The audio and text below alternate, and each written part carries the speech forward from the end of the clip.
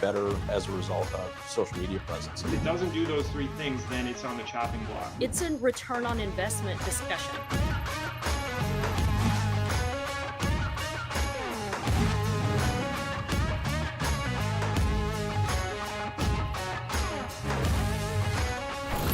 Hey everybody, welcome to another edition of the Daily Dealer Live. I'm your host, Sam Dark, and joining me today, back again, is the Yuli DiMartino. Yuli, welcome. What's to up, the guys? Show. Pumped to be here.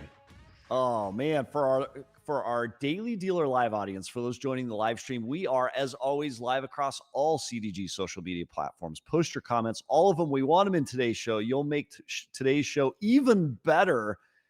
And I'm not even sure that's possible, Yuli, because we've got a pretty good lineup today. So speaking of the words out of my mouth, let's check out what we've got coming up today. Cole Frankman is joining us today to talk. He's a dealer principal. He's an owner of Frankman Motor Company. And he's got a cool spin on a tool that almost everyone has and probably most people underutilize or don't use or don't follow or don't keep up on. So we'll have more on that in just a minute. What do you think, Yuli? Do you want to take a guess at what we're going to talk about? You can't guess because you saw it in the notes. I can't guess. I know it. I can't guess. We need to go forward. We need to take the notes out. We need to get rid of them. And then it needs to be that sort of thing. All right, let's go into the news today. All right.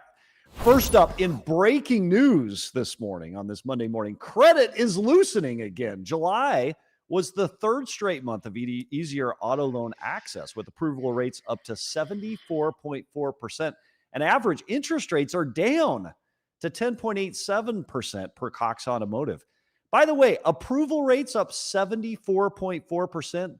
To all finance managers, GMs, and everybody out there complaining, hey, I can't get the deal bought, 74.4%. Oh, that reminds me of a line from Anchorman. You're getting the deal approved 74% of the time, every time. DealerTrack's credit availability index climbed to 98.1, keeping the easing trend from last summer alive. Subprime share edged down to 13.6%.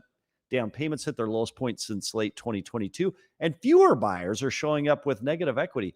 Wait, how is this possible? This trend is reversing, though it's still higher than normal. Lenders seem confident enough to push for volume with better terms while still holding the line on credit quality. That mix is giving buyers more room to make a deal and dealers more chances to close before year end. You know what we need, Yuli? Next episode or the episode after, we need a lender to come on and make sense of the lending environment right now. What are you seeing out there? Where are you trying to buy deeper? What portion of your book is performing best? And where could finance managers, and this would be great for dealers, GMs, everybody, lean in more to better capitalize on lending? Because this is good news. This, according to Cox, lenders seem confident enough to push for the volume. So the mix is giving buyers more room to make a deal and dealers more chances to close deals before year end. I can't believe Anna wrote before year end. It's only August, Yuli. It's not time for that. Don't talk like that. Yeah, I know. Next up today, Dodge is going back to gas. The brand is launching a new 6-pack powered Charger for 2026 after its first all-electric vehicle struggled to gain traction. The lineup includes a 420 horsepower RT AWD starting at $49,995 and a 550 horsepower Scat Pack starting at $54,995. The most powerful car you can buy under $55,000. The Scat Pack runs 0 to 60 in, get this, 3.9 seconds, and it'll hit 177 miles per hour. 2-door Scat Pack orders open August 13th for late 25 delivery, with 4 doors coming in early 26. For Stellantis, it's a play to revive Dodge's muscle car roots and claw back share after sales plunged nearly 50% this year. Thoughts on that, Yuli? I mean, I think it's obviously a great idea. They dumped the EV, but they might be missing the mark by not stuffing a big V8 into it again. But maybe it's like Apple does, where they don't release the best product right away. You know, the stats seem impressive. Yeah, they're teasing. They're giving you a twin turbo 6-cylinder that does this, but then a Hemi comes later to maybe make you buy another one sooner. Okay. I mean, who knows if they're thinking like that, but Stellantis, it's a step in the right direction. Stellantis is on the tease this, according to Yuli. So we're going to record that in our book of predictions, and we'll come back to it later to see if they come up with that later on. So next up, Hemi's coming. Hemi's coming, says Yuli. Next up today, the August 1 tariff deadline has passed, but key details are still hanging in the air for automakers in Japan, South Korea, and the EU. Japan is pushing the U.S. to follow through on a promised 15% cut to auto tariffs. South Korea wants a date for when its 25% rate drops, and German officials are warning the current 27.5% levies will hurt their industry. For now, manufacturers are left planning in the dark, and some trade experts say that's by design, part of Trump's deal-making strategy to keep the other side off balance and drive concessions. Which, Yuli, I got a question, and I've had this question since the beginning of tariffs. All right, let's pretend I'm Hyundai, and I have to stroke a check for a tariff, for a 25% tariff on a vehicle that I'm like, who do I make the check to? How do I wire it? Where do I send it to? And then what's happening to this bank account? Like, this has got to be at some point a massive bank account. I want to follow this from end to end. We need to do that. At some point, I mean, I would imagine in a day, it's a massive bank account with everything coming through port. It's an astronomical Who has thing. this money? Who's spending it? Where does Who's it go? saving it? Who gets the interest on it? These are the things we must know. All right, finally up today, Infiniti is moving deeper into premium SUV territory with the 2026 QX80. Prices now start at $83,750 and top out at, gasp, $111,500. That's in the Escalade and Grand Wagoneer range. A new sport trim sits in the middle with 22-inch wheels, dark accents, diamond stitched blue on black leather, and a 24-speaker Klipsch audio system. From under the hood, the 450 horsepower twin turbo V6 carries over unchanged, except for the price tag. The shift signals a move away from Infiniti's value luxury playbook, but the test will be whether buyers are willing to pay full luxury prices without major performance upgrades. What's your take, Yuli? Listen, shame on me for not knowing Infiniti's market share as of August 2025, right? But I would imagine a move like this is not going to increase. The truck's beautiful. I'm sure you've seen them. Yeah. But to push the price up to its direct competition, I mean, then where's the value proposition there? Yeah, it's fascinating. All right, you remember the question that I asked about tariffs and about where the money goes? Mm-hmm. Well, we're keeping our eye on a tweet from Senator Bernie Moreno, Ohio Senator Bernie Moreno. He retweeted a post from Car Dealership Guy, and here's the post. Experts disguised as political operatives were so incredibly wrong. Not only have auto tariffs resulted in record revenue for federal government, it's also resulted in more consumers choosing American-made cars, 56% versus 51% in 3 months, but also led to lower prices. And that is in response to CDG's post. Over 75% of cars, you got to go back one. That was fast. Taylor, that was super fast, but you got to give it back to me. Otherwise, I can't read it. How am I supposed to read it? Oh, he can't go back. We're an ambi turner today. Over 75% of new car inventory has post-tariff pricing. However, overall new list prices are holding steady and are actually below pre-tariff averages by 1%. And this tweet has been engaged with all over the internet. You can go find it for yourself. And then as proof, the good senator posts a post from this chart showing prices up and prices down. So Mitsubishi, fascinating, JLR, the two biggest gainers, and Nissan, price drop. BMW, price drop. Interesting. All right, Yuli, give me your take. What do you make of this? Yeah, I mean, it's been a wild ride. I think it's interesting and factual, what it's done to the pricing. And he hit the nail on the head as by stating that no one knew what the implications were going to be. And now we've had, record profits for the first time. I mean, everyone said it would tank the economy. And I think we've seen the opposite. Interesting. Well, have we seen the opposite? Where are you seeing that anecdotally? Like the first question we ask everybody as they come on the show is, how's biz? And I have an official how's biz tracker in front of me. Actually, I don't really, but anecdotally, I want to say that like 60% say flat, a few say back, and then the positive, hopeful folks say it's way up. Where are you getting grosses are up, period? Post. No, I mean, as far as as far as the economy, period. You know what I mean? We thought the world was going to come to a grinding halt when the tariffs rolled out initially. And then we saw, and everyone that came on the show said the same thing. This is a strategy. This is a play. Fair. And now we're here. And even Fair. just the fact that you can say business is flat, I think is positive, because if cost of goods have increased internally, and that's a big spin. You're saying flat I'm is reaching. Good. All right, you're a reach. But I mean, all right, you have big headwinds and we're flat. I feel like that's positive. Here's my take. The marketplace loves certainty. Tariffs are a marketplace rife with uncertainty. I get it. I get the whole tariff play. It's needed. I agree with Ben Stock. It's time for America, all that stuff. But as soon as there's certainty in the marketplace and people can start to depend on exactly what the percent is, what the increase is, what the decrease is, how it impacts my car shopping, things will be lovely. The beginning of uncertainty created pent-up demand or created pull-ahead demand, and that was delightful in the beginning days. But now we're at a point where we need certainty. So that would be my call to action. Politicians, everybody else out there, close the deal. Let's get the deal done. Sure. Right? Yeah. All right. Yeah, all right. So next up, do you disagree? Come on, give me a disagreement here. I don't disagree at all. Let's do it. I want to put another just guess out there. So we know in life prediction this happens all number the 6. time.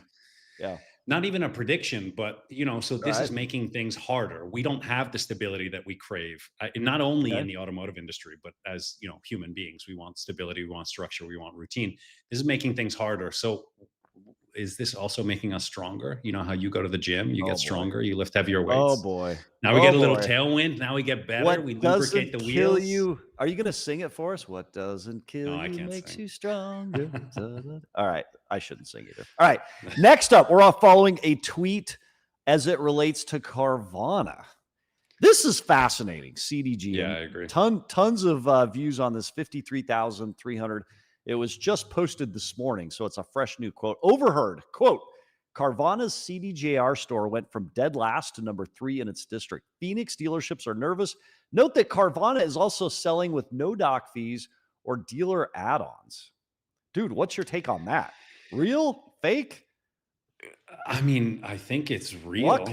I said that when they entered the market. I said they have the capacity to dominate in this field. I mean, they're able to meet the customer where they want to meet, right? In a non-negotiating, I assume, I mean, this is totally anecdotal. I don't know that they're negotiating. I assume that the structure is similar to how they operate online and are making it super easy for the customer to access. Not to mention, what kind of advertising budget does Carvana have? I mean, the amount of juice that you get on SEO at a Carvana CDJR store. I mean, yeah. I just think it's a fascinating, for every Stellantis CDJR store right now that's saying, hey, I want to just lean into used cars. I want to sell all the new cars. I want to play a turn, whatever. And I want to do great at used. This is a great tale that's possible. And if you focus enough, if it's true, if truly this store is 4th, if they went from worst to 4th, and then there's some net at the end of the month to show for it. That's a pretty cool story. Yeah. And who knows that, right? Yeah. Who knows? That? Yeah. No, who knows? I mean, they might just be burning through capital to gain market share. I mean, they've done it for years. So yeah. What's your bet? Do you think real, fake, faux? I feel like it's real. I mean, they have the capacity to do it. I mean, I feel like it tracks. Okay. All right, here we go. Let's transition into our show today, man. So let's go to our first guest today, Cole Frankman, dealer principal owner of Frankman Motor Company. All right, hi guys, Cole. how's it going? Cole, before we get in and ask you our signature question, what do you think of this Chrysler deal? This Carvana Chrysler deal in Phoenix? Real, fake? Something to be worried about? Does that get you excited? What do you think about it? It's interesting. I'm also with you guys. Like, you don't know what the game plan is. No. So if it's just market share, it's market share. But also Carvana's huge and they push units. And if they want to sell cars, they're going to do pockets. It. Yeah. They got deep pockets. The only people that know what's going on are probably people inside. Yeah. So in your world, here in 2025, August, you're an independent. Where are you located, by the way? I'm in Sioux Falls, South Dakota. I'm South Dakota. 15 miles from Iowa and Minnesota border. Right. Okay, in the, very right cool. In the corner. Very cool. Actually, this is direct from Yossi, the car dealership guy. He says it's real, confirmed. So it's fact. Mic drop. Thanks for the 100 and get this. They sold 101 new units in July. What did they go from, Yossi? He's texting right now. He's messaging us. We'll see what that is. Cole, has Carvana been a competing or a competition factor for you in your market in South Dakota? Not too much in Sioux Falls. Closest Carvanas would either be Omaha or Minneapolis. Each one's 3-4 hours away. I see plates like occasionally, but it's not right down the road, so it's not like a direct competition for anybody here yet. I guess. Yeah, it's fascinating. But listen, you're gaming up on your processes in store there. We're going to talk about that in just a minute. But before we go there, the banner question that we've asked every guest that comes on this show, Cole, how's biz? I'm blessed to say that biz is good. Biz is great. August heating up. We're pacing like 60% more than previous month. 40% up on last August. So that's good. Wow. We had a good string of cars come in. Traps are all set. Since we're independent, the inventories matters a lot. I got about 200-300 cars on the ground. So usually a good month is always because of a good setup last month. Yeah. So what would you say are there processes that play into this year over year and month over month increase that other dealers listening could learn from an independent used? I've heard it on the show a bunch of times. Most of it's people, always has been. It's going to be for a long, long time. We're not scared of change either. I know some people on a team can get, there can be times where they're like, okay, we're going to change that. All right, let's do it. But we're also quick to walk it back if we make a change and it's just not working, flat out, terrible idea. Okay. But fear of change is always a terrible excuse not to try something. So we'll go for speaking of people, because you listed your people that can change first, because we are going to get into those processes. You're going to tell us one process that most of our franchise friends out there use, but they probably don't use it like you do. But we're going to get to that in just a minute. How many employees do you have, and where do you get your best employees? I think it says you have about 60. We have about 60 people across all departments. I mean, we're sales, service. I got a body shop, a restoration shop, obviously detail on site, the whole 9 yards. The best people, where to get them. Most of them have been with me for a long time, which I'm proud to say. The rest of them, I mean, good people come where the team's winning. It's kind of like reverse psychology of the firmer you are and the more strict the processes are, the more appealing you can be, because that's when the ball starts moving.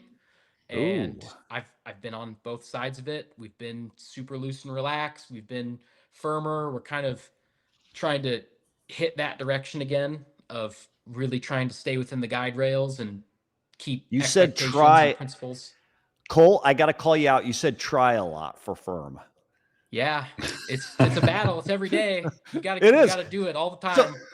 So what's one thing that you've had to get firm on that has created the result that you've got year over year, month over month? What's one process that you're like, you know what, we are just going to get super strict on this? Past try, we're going to do. I remember, like, from a process perspective, we got really strict on the transaction and the order it happens. So, I mean, we used to do deposits.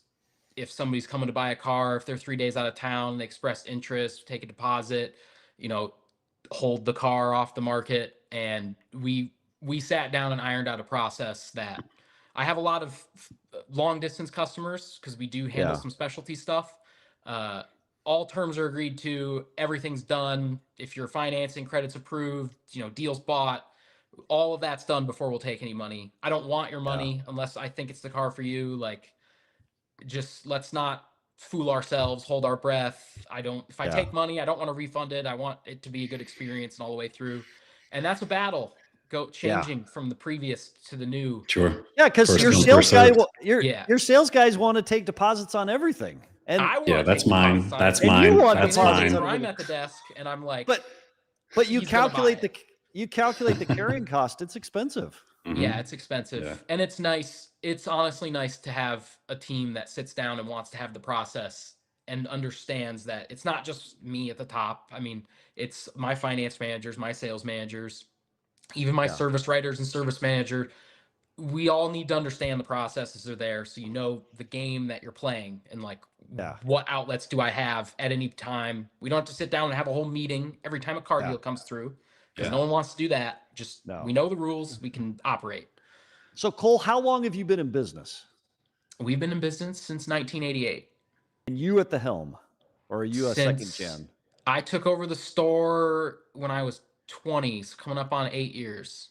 From your dad or from another generation? My mom and dad started it. My Mom and dad's dad. always Very been cool. buyer car trader. My mom, Yeah.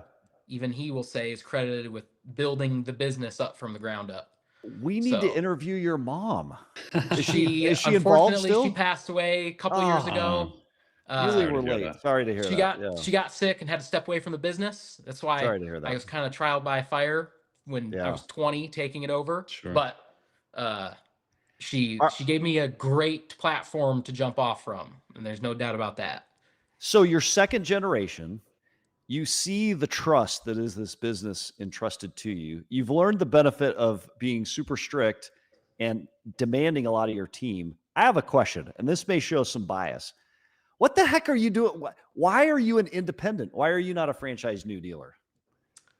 Hey, if the opportunity came up, I'd look at it. All right, what would you we do like if the you could pick freedom. an OEM? What would you pick?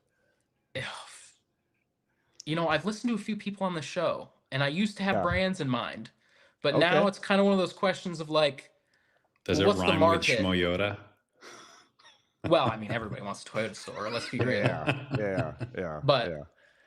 no, it'd Yeah. be interesting. Independent gives you a lot of freedom. I'm friends with a lot of dealers, both used and new. And I mean, we have no boss, which is a huge benefit because we can do whatever we want. But also, the con is you can do whatever you want. So, you know, you kind of. I'm looking take at it some of your strides. stats here on the ground. So you got 275 cars on the ground. You're selling about 150, 170 a month. That's factual. Yep. So your turn's pretty strong. I mean, I'm not a human calculator, so you're at Could be what, faster. like a 45 day turn. How many days to frontline? That's the thing that's holding our turn up right now. I'm actually in the process of working through our service department, try to get some more capacity in there. I actually 60% of my service business is customer pay retail. So we can run into that when you run out, you know, the hours are the hours. So Sure. it's it's tough when you have units sitting there that you want to recon and get done because carrying costs are big, but also, you know, customers are important. And I don't take for granted a single one because there isn't a brand out on the sign on the road. So I want to make sure they're Being getting that you're taken care 100% used, this is when the wheels start turning for me. I mean, obviously your days to front line they're important for everyone, but even more important for you. That's your bread and butter. Do you take an approach where you're reconning the cars at like a flat so you can get the cars out as quickly as possible? So I'm making up numbers here. Right. Rack every car, $1,500 a copy, whether it takes $800 or $2,000, reconcile at the end of the month.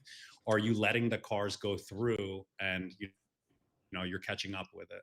We've talked about doing a flat recon pack. Our problem is we handle literally everything. So I have a specialty business. I know in May I sold a 2023 Lamborghini Huracan next to a 1930 Chevy Woody panel wagon. Oh, and I'm wow. like, Nice. I don't even know what to say to So when people you say anymore. restoration, you're restoring like cars like that? We won't sell the restorations because that's usually not a profitable enterprise.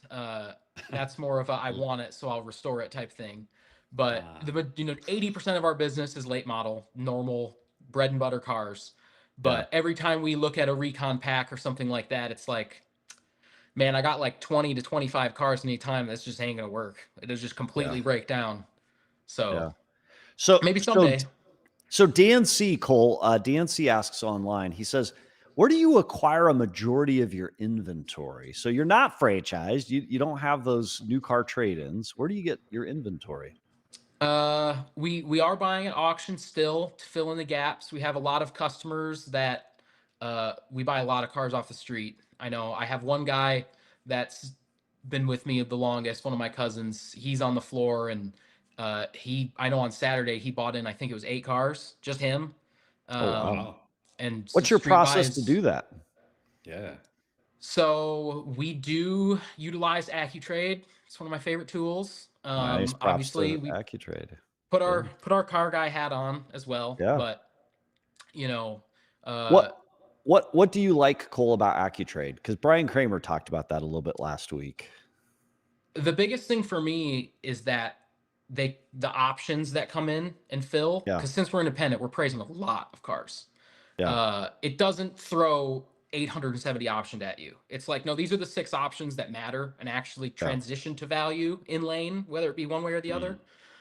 So that's good. Of course, we have V-Auto, and we also look at past sales and knowledge and things like that. We have a big name for some specialty cars. So a lot of our street buys are people that might not be old, but if you have a Hellcat or a BMW M car or an AMG or something like that, we'll buy anything with 4 wheels and a title, basically. So, Wow. and if we're not the right people too, we're really honest, we'll try to find the right person for them to sell that vehicle to. But Consignment?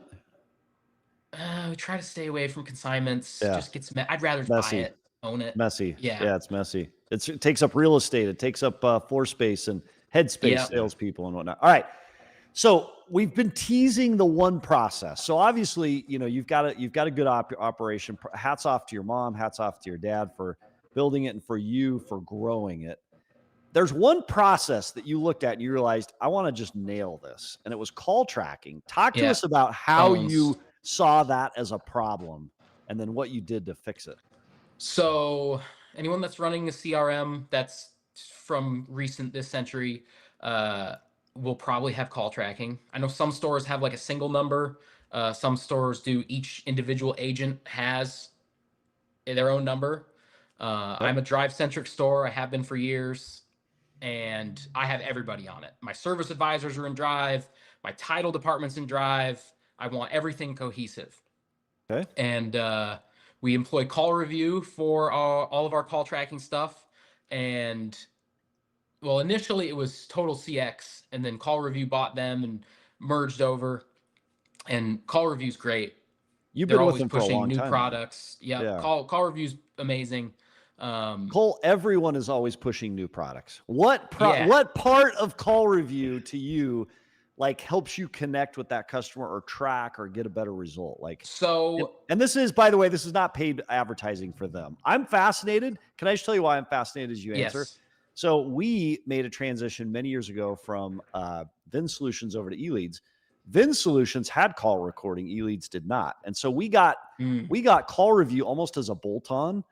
And I think maybe have not leaned into it as much as we possibly could have. So I'm going to be fascinated to hear how you've capitalized and maximized it. So I listened to the show on Friday. I think it was Dennis, right? Yeah. He had a phrase I liked, which I have always employed, is if it didn't happen in CRM, it didn't happen. I love it. Yes. So with the call tracking, it's great. All the calls are recorded. If you ever need to go back and look at it, you can. But I don't have time to listen to thousands of phone calls a month, and I don't think anyone in my chair or any chair near management has that time. So Call Review's great because they do have their own dashboards, and you can go in and it transcribes the call, and then now AI will give you a summary and it will give you alerts and all that. And they have a great interface and dashboard. The problem is it's not the CRM. And I've always been a fan of trying to keep everything centralized. And you might have 1 or 2 people on staff for each of the many products that all of us have that are like the dashboard expert of that thing. But I think if we're all honest with ourselves, you might look at it once a month, maybe end of the week. It's always, rearward facing when I'm looking at that kind of stuff. So I am a bit of a nerd. And I was like, man, it would be nice to get that in, to have a lever or a call to action that happens when that happens. So after talking with Call Review and just kind of seeing everything, the big part of a CRM is internet leads.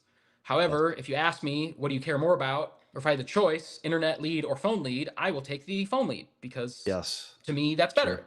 And based on all the data, it's better. So the thing always holding it up from having a call to action was you don't necessarily know who you're talking to on the phone. When I was getting into all the new stuff with call review, with the AI stuff and the summaries, I saw at the top that there was a first and last name. I was like, where would you get that? And they go, well, let's just use the reverse lookup data. And sometimes it'll be the person's first and last name, whoever the phone's registered to, or it'll be, South Dakota caller in my case, or whatever state. But it'd be like the caller ID you see on like your desk phone. Yeah. And I go, so that's there. They're like, yep. And I'm looking at the dashboard and I see all the boxes and everything. I go, could you make like an XML ADF format template for this? Oh boy. And they looked at me and they're like, well, everything's API. Like you can just listen to the call. I go, yeah, I know. But can you do that? And they go, well, it's kind of old school, but sure, we could do it. And I think I spent your CRM 4 months back and forth pestering them until I got the first version working. So now, and we're many versions past this, and I was actually talking with them today to try to tweak it a little better. But as of now, if somebody calls my store and they say, hey, do you have any black F-150s? No, we don't. We have some white ones, whatever the call may be. And maybe they say their name, maybe they don't. It'll take that call, and in call review, as we know the dashboard, it'll say, because the agent that is here has the voice recognition. So say, oh, my salesman Cole took this phone call, spoke with this customer. If it has the name, it'll say Steve, Sam. Talked about F-150s, didn't have any black ones, got some white ones. And it will take customer name, the summary of the call, link to the call, and it will put in an XML lead and submits to the CRM, just like any other lead. I didn't know how many phone leads at my store were never entered into the system because they weren't juicy enough. Maybe somebody was self-qualifying it, or maybe they don't want to count it as a phone up or whatever, right? Yeah, right. And the other thing, it's a service call. Yep. And the other thing, I have a different number for every source. Yeah. So they can push that too. So now when the phone lead comes across, I know that was an Auto Trader phone call between this person about this car. And I knew it would be cool, but the repercussions so far have been incredible because in that instance I just described, we don't have any black ones, we don't have any white ones, but now everybody can see it, including my inventory manager, who's like, I have 2 white ones coming in and they're going to be here tomorrow. That's cool. I've seen it where, cars, somebody says, oh, that car was sold. No, it wasn't. Call it right back. And drives great. You can tag the salesman. Hey, no, that's not sold. It's parked over here. It's actually on the lift and service right now. Oh, okay, great. So just to recap it, just so the audience, so customer calls in, whether they call in because they're they found your ad online or they click Google or whatever, they call in, call review tracks it, every single one. And then you created a special link where it'll push it over to your CRM. It'll be just like a Car Gurus lead. So like how when you get a lead in the CRM and say comes in from Car Gurus and it's usually, hi, I'm interested in stock number so-and-so, because it's just a template from Car Gurus. It's the same thing. It's just giving you a summary of the phone call. Yeah. Every phone call. Here's what I have a hard time believing, and I don't know this, so maybe this doesn't exist anywhere. Like you had to create this to make it work, or it didn't exist in this particular solution, so you created it because it's got to be there. Credit somewhere is due. Call Review built it for me. Nice. Props but to Call the Review. template didn't exist. So every CRM is different. Drive didn't have anything like this. I've been trying to get something like this for a long time, but for the longest time, you're missing a piece. Like if you go to Car Gurus and a customer submits it, they're entering their name and their email, all that stuff. And before, if you're talking old school phones, you get the phone call and you know what it's about, but I don't maybe have their name unless you're just going to submit John Doe 40,000 times.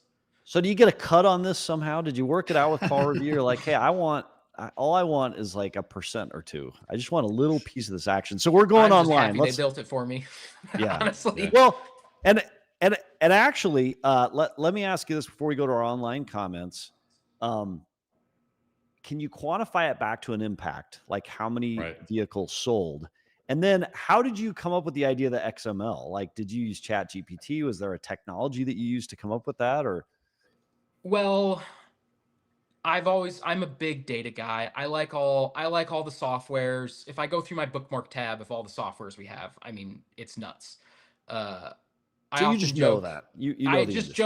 I You joke with made it. people I know that like I can't go to NADA because I'll Yeah. leave with like 100 grand a month more in expenditures because I can't That's say what no they, to stuff. by the way, that's what they But want. That's how they get quantifying you. it, I know for sure. I mean, I've had it for probably 30 days running at full Oh, it's steam, fresh. Okay. All and right. it was working before that, but kind of touch and go. Now it's really dialed in for 30 days, So, and I know there's 3 cars that we've sold that would not have known about. I wouldn't have known about. Was just it's done. I We love it. either said it was sold, and then as well on Friday, which I didn't even think this was going to be a thing. We sold a truck, and there was just some WEO stuff that had to happen, and it was a long distance deal, and it was a newer F-250. And the guy drove back home, went to I just take it to the Ford dealer; they'll take care of it, and because time was of the essence. And the service writer from Ford called my sales manager that did the deal, and he was out of the office. She left a voicemail. Well, it was his call tracking line, so it went to the CRM. I saw it, tagged my service manager because he's in the CRM. I said, "Hey, this is the scoop. Can you call service writer?"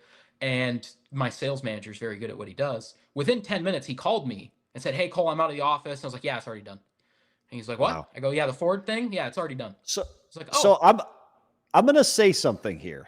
I think you doing something as intentional as this probably puts you in the top 5% of IEDs. And it might even put you in the top 40% of franchise to be able to be that intentional and connect a service visit to a sales call and then reach back out. I would be curious to our audience out there, and we got a big audience today. Is there another tool that's similar to this? Because this seems pretty like this seems it makes sense. Like, why wouldn't everybody be doing this, right? And then hopefully, anybody that's using your tool can reach out to the provider and say, "Hey, I want to do exactly what I learned on from Cole on the Daily Dealer Live," because I think that's pretty cool. Let's go to our online comments. Lauren Klein says, "Do you listen to and train from those unappointed inbound sales calls? So how do you engage and interact with the call recordings? Do you do training or So this was the big thing because usually call training is like you're trying to pick out calls from earlier in the week. tough to do?" Yeah. It's in sales. I mean, if it didn't Yeah. happen 10 minutes ago, I barely remember. Yeah. The 3 car deals I was talking about where, it was kind of dead and then it wasn't. That was one where, phone hangs up, that XML comes in within 15 seconds and I see it. I'm like, whoa, whoa, whoa, whoa, whoa. And you can go Yeah. right out to the salesperson and be like, "Hey, pull up this customer," and then they see it, and then you can explain whatever the situation is. "Hey, that car's not sold. Maybe in this instance I wouldn't have said it like that," or you're trying to get a trade value on a car and they live 10 minutes away and it's a 20-year-old sports car. It's like, it's better if they come in. That one's experience all the way. It'll be worse if they Yeah. don't. Yeah. But it makes it easier to train because it's in the moment. And that was the main Yeah. thing I was trying to do is often, all these softwares have dashboards and a lot of them are great. And it's not like a jab at them because Yeah. I just have tons of softwares and I just can't be in all the dashboards at one time. All right. I want to propose to you. I want to share another thought that came across my head as you described this. So I've been proposed or showed recently multiple times, not one provider, but multiple providers, an AI tool where they will record the conversation between salesperson and customer, and then it will run it through AI, and it will actually flag and train the salespeople on, how to talk to a customer, where the Call review deal has is, that. where it sits. Oh, they do. Okay. All right. Does Call it review work does pretty that. well? Okay. It's not on every call because not every call needs training, but Yeah. I've seen it and it's usually pretty good. Of like, It'll tell you. "Hey, It'll tell a Mr. manager to come Salesman, in. Have a yeah," or "You did a conversation, great job on whatever. this call here and here. However, Yeah. like you forgot to ask them for a specific appointment, Yeah. or you should have done this earlier in the call and they would have had Do better you use that? reception." Are you using that or no? We try to use it again. Yeah. That's rearward facing. If Yeah. that could get pushed into the CRM, I bet every single salesman would read it every time. Interesting. There's the idea. So that's your next idea. That's a good idea. Yeah. Yeah. Is it How do pushing you- the recurring phone calls in as like duplicates? Like if the same So- customer calls in multiple times, being that it's recorded every time, is it a duplicate? Yeah, it is. I mean, it's more work. There's no doubt. Yeah. It's not, Yeah. I don't have agent lines doing it. So I don't want, I mean, my view, especially in sales, is if a lead comes in, no matter the metric or medium, let's say it's Auto Trader comes in, the ideal process is salesman takes the call, gets it in their name, and then all communication from that point forward is through their direct line. That I can all see. So that's fine. So when a lead comes in the phone, if they get off the phone, hang it up, they'll add the customer manually. Then the XML will come in 3 to 5 minutes later, and you'll have to merge it and then pick, okay, I want, the XML one. If they call that number 4 times, there might be 4 dupes, but in my I was going to case, say, Drive Centric, so if you have it is that way, easy you're for going to dupes. see an astronomical amount of phone You leads, will. if they're all But getting, it's all on your CRM. So Drive Sure. Centric, clearing dupes, Yeah, you is just got to clean piece it of up. cake. Yeah, Yeah, for sure. it comes in and you're like, merge done, 2 columns over. I've had other CRMs in the past where it does take some more time.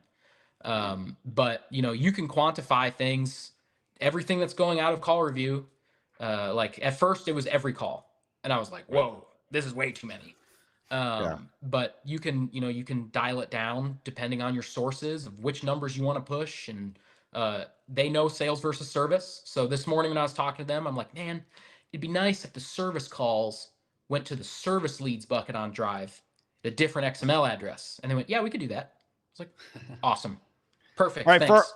For our audience, XML means I don't know what it stands for. It's like the extensible oldest markup language. It's a flexible There you text-based go. format used to store, structure, and share data. And it's a common format that APIs use, which Yeah. those of you that are, on a Saturday, Dealer Track or something goes down and it's the API. That's API. I don't even know what that means, but yeah. Interesting, huh?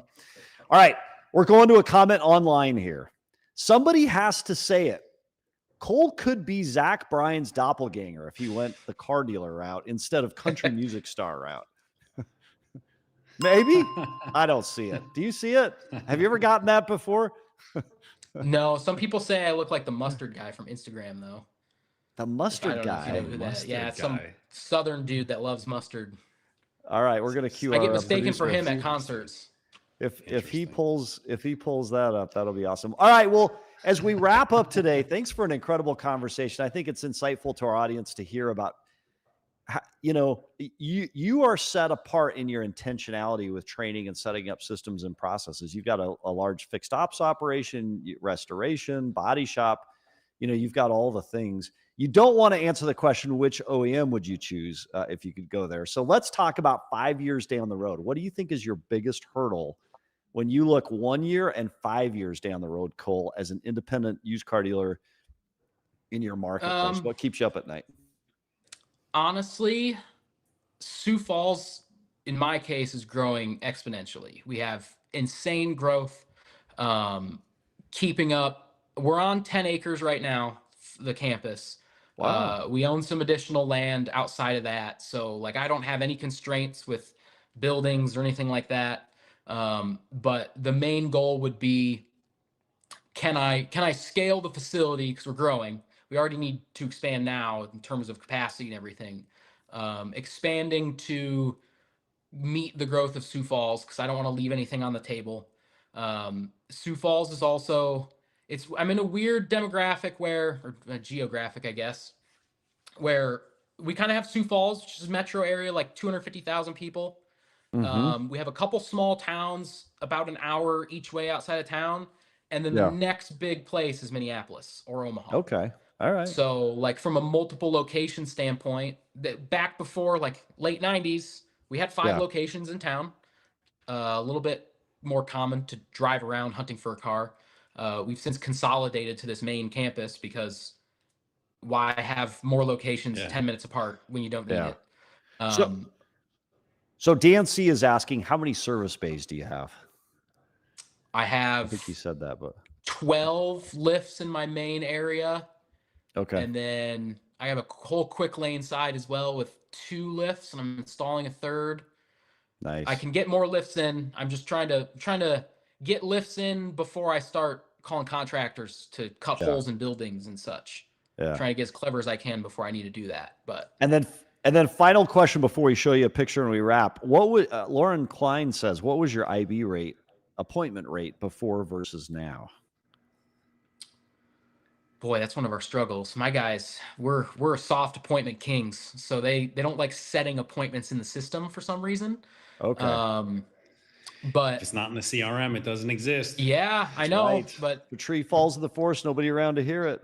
Lauren the Klein nice also thing is call review tracks soft appointments as well. Yeah. So Yeah. I know like my number one volume salesman, he only sets soft appointments and he's at like 75% show rate.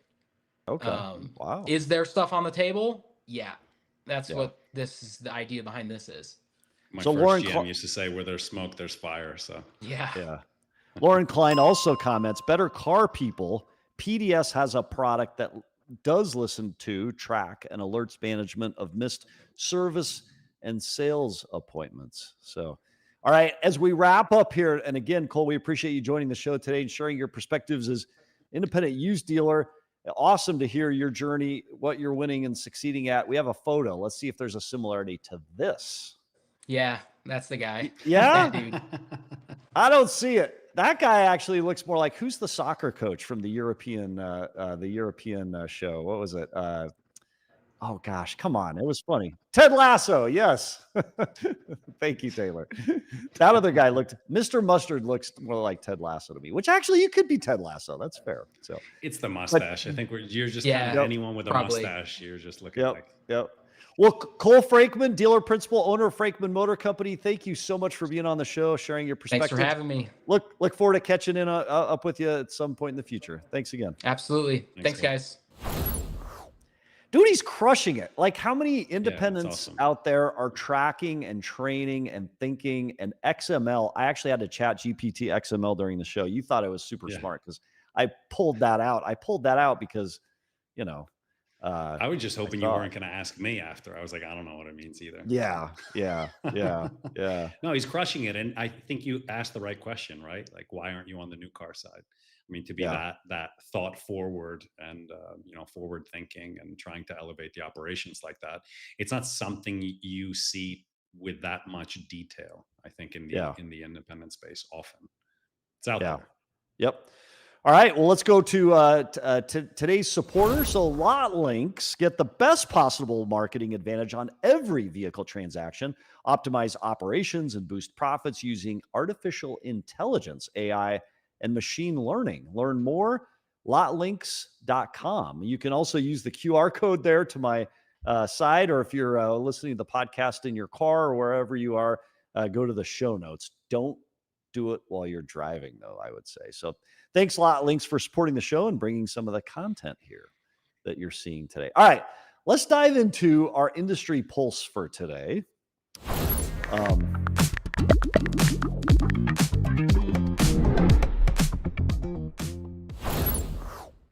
Dude, that's fancy. Is that new? Yeah, that's fancy. I like that. That's new. I like the song too. It's got me going. Yeah, it's good. All right. So Rod Martin went viral over the weekend with the claim. Here's the claim. Are you ready? Are you ready? Now that the cafe rules are dead, cars will be beautiful again. He makes the case that car design has been largely policed by cafe standards to ensure pedestrian safety, things like hood slope, bumper height, and crumple zones. But a cursory search on ChatGPT debunks that almost immediately. Cafe doesn't dictate style, but it forces designers to choose shapes, proportions, and materials that favor aerodynamics, weight savings, and classification strategies, which in turn narrows the strategy of aesthetic freedom. So this is Rod's post here. For 50 years, DC fuel economy mandates forced automakers into cookie cutter designs. True or false, Yuli, before I give you the answer from ChatGPT? False. I don't know. It looks like it is false. And by the way, we're relying today on Today's episode is brought to you by ChatGPT 5.0. So from ChatGPT, it says, Aerodynamics shape the look because it improves fuel efficiency and reduces drag. Lightweight materials and thin profile. You know, I don't need to go through all of these, but like logic would simply state that what he's saying probably isn't true. Like if you're trying to make a more fuel efficient vehicle, fuel efficient vehicles are curvy, I guess, in all the right places. Yeah. You know, I think if you have a computer design your cars, like you're seeing a lot of the European, if I'm thinking of a blob, I'm thinking of a lot of the EV design, which is designed to be as slippery as possible. And yeah, I mean, he's got a point. They're not the most aesthetic vehicles, but I don't know that that really matters. On an EV, they're just trying to give you as much range as possible. If it's a gas car, Yeah. let's see. Yeah. Huh. Interesting stuff online and out there in the world. Well, fun show today, Yuli. Let's do it again on Wednesday. Yeah. I think Wednesday and then Friday. How's your schedule? Yep. Let's do that. I absolutely 100% agree. So any closing comments or thoughts, sir? Again, my hat's off to Cole for diving deeper into that. I think it'll be pretty actionable. If there's dealers that are listening out there and want to gain the edge, I think it's an interesting way to leverage your call review. And but to your point, I think there's got to be some solutions out there that have to do this. And Scott Simmons says $111K for a Nissan. Yikes. Yeah. And then Lauren Klein says solid date and time is so important, referencing the earlier conversation. Well, Yuli, that's a wrap on this Monday, August 11th. Thanks for watching Daily Dealer Live, where we break down the biggest moves in the car business as they happen.